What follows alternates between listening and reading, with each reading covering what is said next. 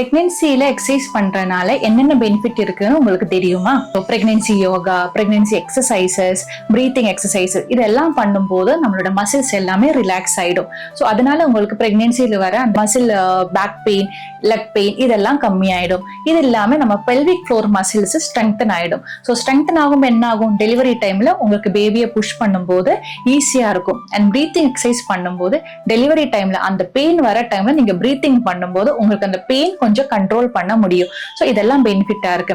And இதெல்லாம் பண்ணது இல்லாம உங்களுக்கு பிரெக்னன்சில வர அசிடிட்டி அதை கூட உங்களுக்கு கம்மி பண்ணலாம். பிகாஸ் டைஜஷன் உங்களுக்கு ப்ராப்பரா இருக்கிறதுக்கு வாய்ப்புகள் இருக்கு நிறைய. ஸோ இந்த மாதிரி நீங்க எக்ஸசைஸ் பண்ணும்போது உங்களுக்கு நல்லா ஒரு தூக்கம் கிடைக்கும். அதே மாதிரி இப்படி நல்ல எனர்ஜெட்டிக்கா இருக்கும் போது உங்களோட மூட் ஸ்விங்ஸ், ஆங்ஸைட்டி, டிப்ரெஷன் அதெல்லாம் பிரெக்னன்சில இருக்கிறது எல்லாமே கம்மி பண்ணலாம்.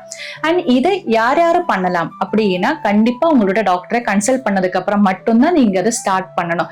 Because some conditions we should not do any exercise. அதே மாதிரி பெட் ரெஸ்ட் தான் பிரெக்னன்சில எடுக்கணும்னு எதுவுமே இல்லை. அண்ட் இந்த ஜெனரேஷன்ல நிறைய பேர் 80% people are following bed rest. So don't do that.